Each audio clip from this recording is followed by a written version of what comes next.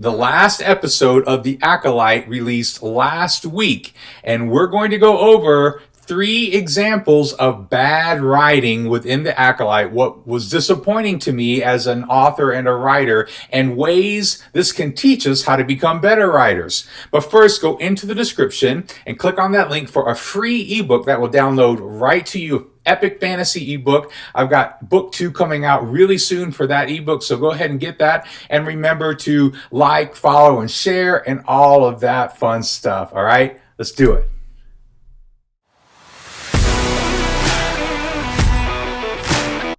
Welcome to Great Stories Change the World. This is the YouTube channel where a fantasy science fiction author, that's me, goes over stories and books and movies and TV shows like The Acolyte, and we talk about great writing, what makes something good, what are principles of good writing, and maybe what are some examples of bad writing, so we can learn what maybe not to do as we write our own stories. And I do this because I believe that great stories do change the world, that great writing has amazing impact on people and inspires us and inspires the world. So let's get into today's topic of The Acolyte. Now, The Acolyte was something that some of us were looking forward to because we're huge Star Wars fans.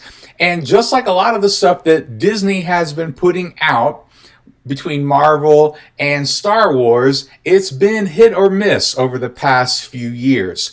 You know, Disney Plus came out, and between the movies and Star Wars and buying up all of these properties as they've been doing, they're just trying to pump out as much as they can. At least they were there for a while, trying to make money on all of this stuff, trying to give us more content and put more content on their streaming service and all that stuff. Well, the problem with that is that sometimes these things weren't really well vetted, and they had a huge success with The Mandalorian. And so they started to throw everything they could together. But when we look at it, there were some things about The Mandalorian and I think Andor, which I give probably a B+, A- for Andor, that those 2 series really did well. And some of the other stuff that they've been doing with Star Wars, whether it's the sequels and Marvel, some of these things, they just haven't landed well. They haven't done a good job with them. And so as a Star Wars fan, I normally like to show you things and talk about things that I think were done well. But because The Acolyte has been the subject of a lot of quote-unquote controversy, I'm not going to get into a lot of the political things and social things that people are getting into and criticisms or lauding those things. Either way, I'm looking at what makes a great story. What makes something a great story? What's the story you want to tell? And how can you most effectively do that? And these are principles that work.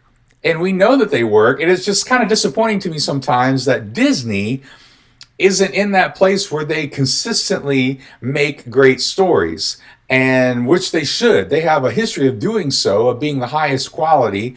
And maybe they just don't put the energy that they need to put into it, or the time, or whatever. Or maybe it's just the overall, we just think it's going to make money just because it's Star Wars. And then when it doesn't work, they just start to blame people. But I think there are some legitimate problems with the writing in The Acolyte. And we're going to get into that. So if you don't know, The Acolyte is this show. It's about 100 years, or they say it's 100 years, before episode 1. That's the Phantom Menace. And so this during the High Republic years. And so as it go back, it's just like the height of the Jedi Order and all of that stuff. And there's some really interesting things you could do with that time period. But I really think that, again, they just should have taken a little bit more time to really flesh out some of this writing, because I think they had some interesting ideas, and I'll go over that. So I'm going to get into some things that are going to be spoilers. So if you don't want to know about some details, spoiler-wise, with The Acolyte, then now is the time to stop the video and come back later if you want to hear my views, my opinions, my critiques until after you've watched the whole series. If you don't care, keep watching. So welcome back. So here we go. We're going to talk about the Acolyte and the 3 reasons that I think there are some bad writing. But first, I'm going to get into things I liked about the Acolyte. All right. So first of all, I really enjoyed the lightsaber battles. These are some of the best lightsaber battles and fights that we have had so far in any Star Wars property or series, show, whatever it might be. There were some decent ones. There's some pretty good ones in the prequels, episodes 1, 2, and 3. There was maybe 1 or 2 in the sequels. Those left a little bit to be desired as well. But here, it would have been a real letdown if we had gotten some lightsaber battles, or if we hadn't gotten any, or if we had gotten some lightsaber battles that weren't good. Like this, if this is supposed to be the height of the Jedi Order, then these are extremely well-trained Jedi. There's not like Luke, who just had like a few days or a month or however long he's supposed to be with Yoda. However long he had that training. Like these are really good Jedi, right? Really well-trained Jedi. So those are really cool. And I really like, there's one with Soul and the Sith guy, where it was almost like a, Crouching Tiger, Hidden Dragon sort of Eastern Chinese Kung Fu. They're flying around sort of thing. And it really worked for Star Wars, for the Jedi. So I really liked that part of it. Another thing I liked were a couple of the casting choices. I don't think a lot of the casting choices were great. In fact, I think a lot of the problems that we're going to see with it are somewhat due to the casting choices. And some of that's directing maybe too. But I think that Lee Jung-jae, he's Korean, I believe, plays Soul, and he's like the Jedi Master, and he's got some cool fights in there, and he just did a great job. I thought his delivery was well done. He had good energy, but not like too energetic, but just like a good sort of vibe for him as a Jedi Master, while also dealing with some emotional back and forth that he was dealing with May and Osha. I also thought Carrie-Anne Moss did a great job as Master Indara. And luckily we got to see more of her. So they kind of killed her off there right in the first scene. And I was like, are you kidding? Like, I really wanted to see more of her. And luckily we did. We got to some of her, and she did an amazing job, which shouldn't surprise us because she's a pro and she's just an amazing actress. And most of the things, anything that I've seen her in, she's done a great job. So those are the main things that I liked. All right. So now let's get into reason number 1 that I think we had some issues with the writing. All right. The first thing is the mysteries weren't that compelling. And here's what I mean by that is most stories should have some level of mystery. Should be some things we don't know, and we don't know how things are going to turn out. And there's different elements of what a mystery is. But in this case, there was this mystery of how, who was killing the Jedi. That was kind of the first mystery. And it was set up like it was this detective thing, but it just didn't work because they kind of told us what was going on right at the beginning and showed us. And the mystery of the twins, it was kind of predictable. So when we got into the mystery part of that element to it in the beginning, it just fell flat. I didn't care. In other words, that's what compelling means. Compelling means like, do I care?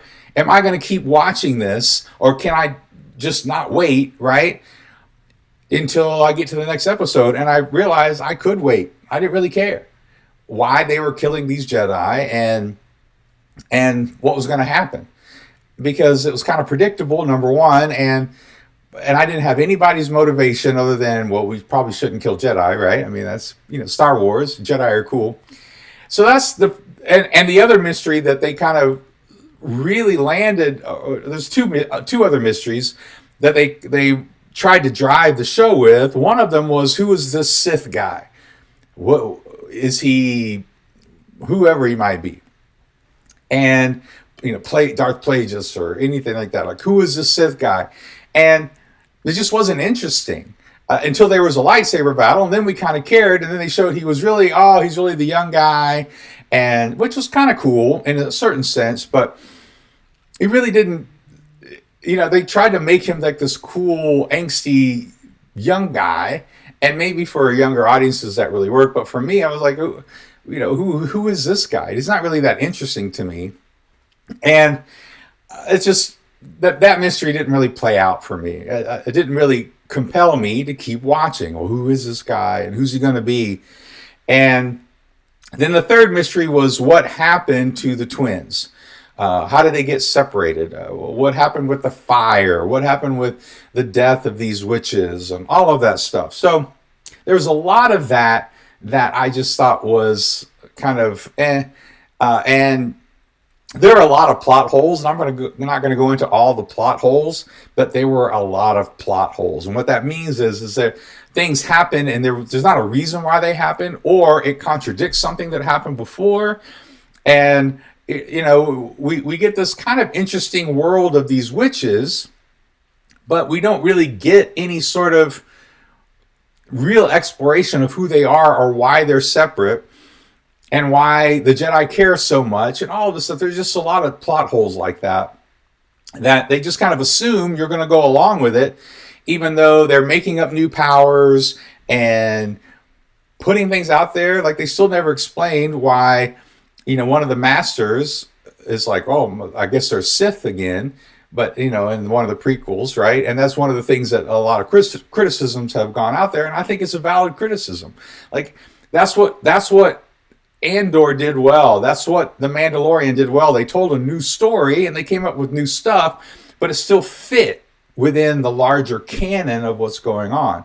They just didn't do that. So anyway, number one was the mysteries. Number two was they had these moments that they built up to, or they wanted to build up to, but they just didn't land. They just didn't work.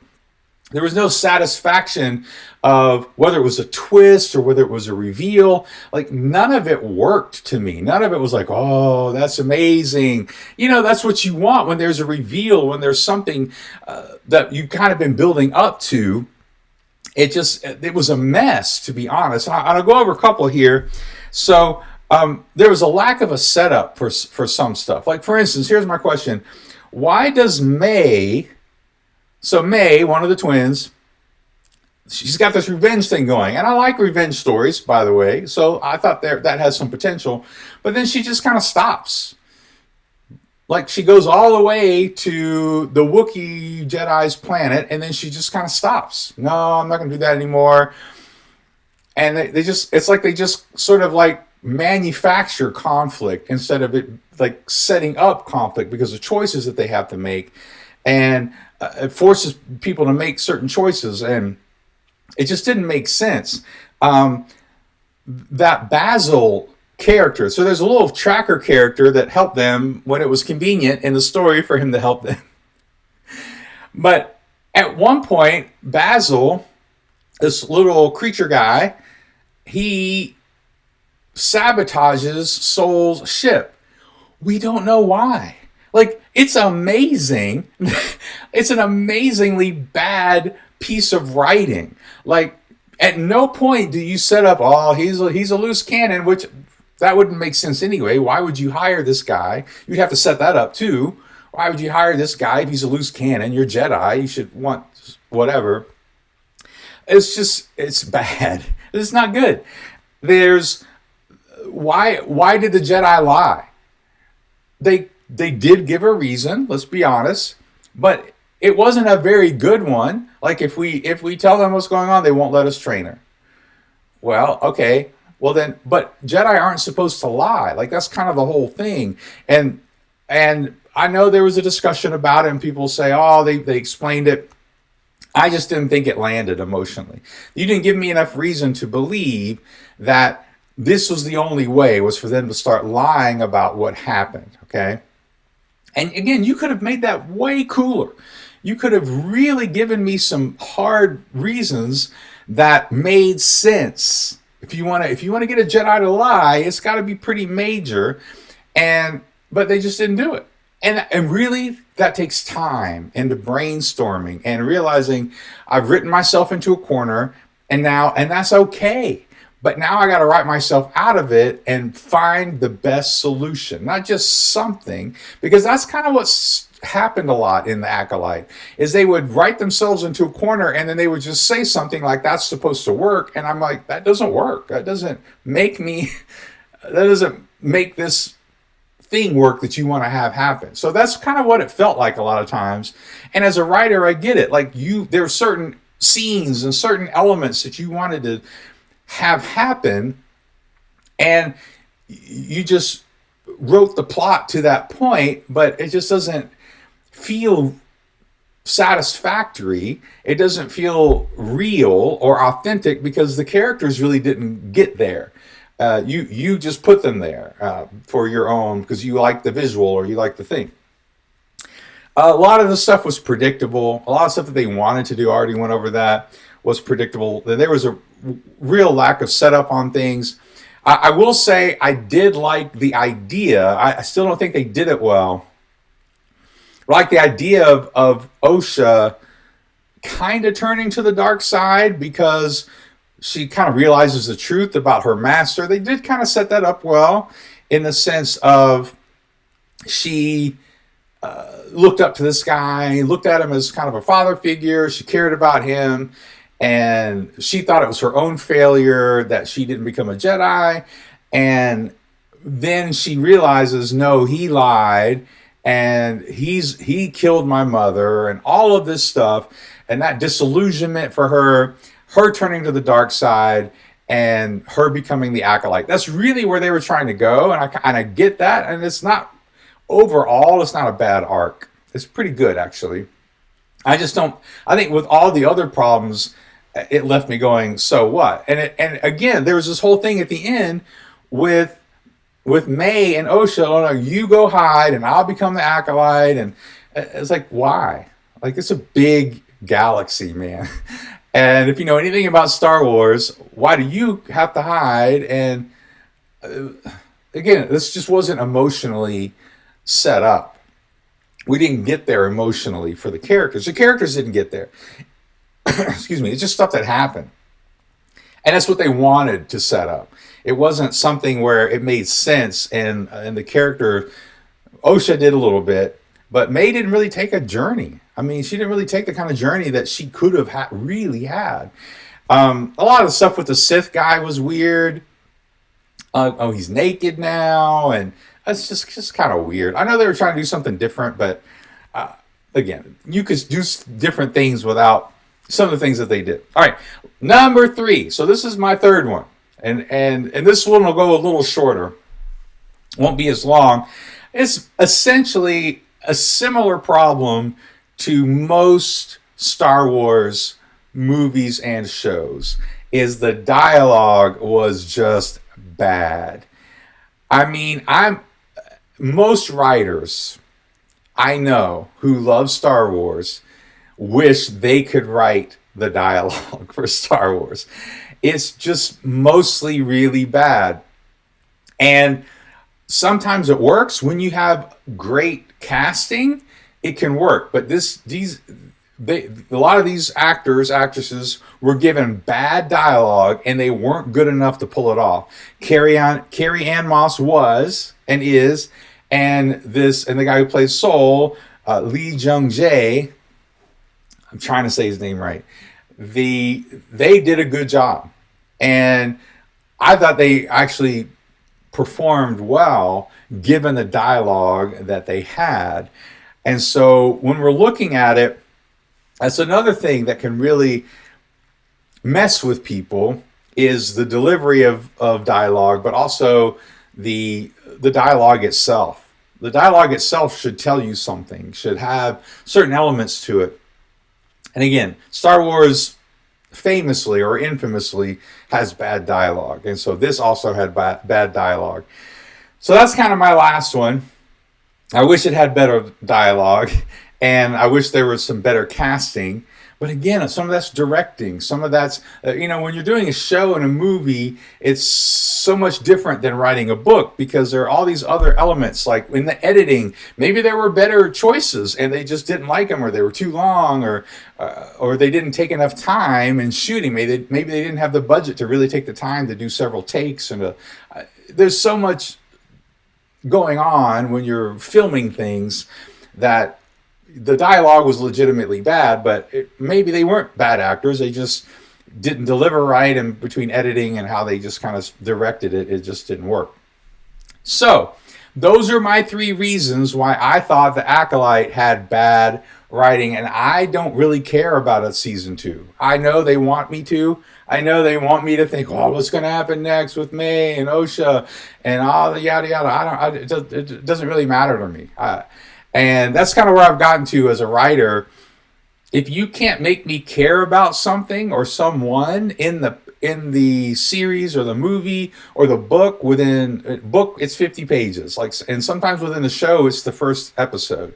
If you can't make me care, we don't live in an age where I need to give it 4 seasons to grow on me, right?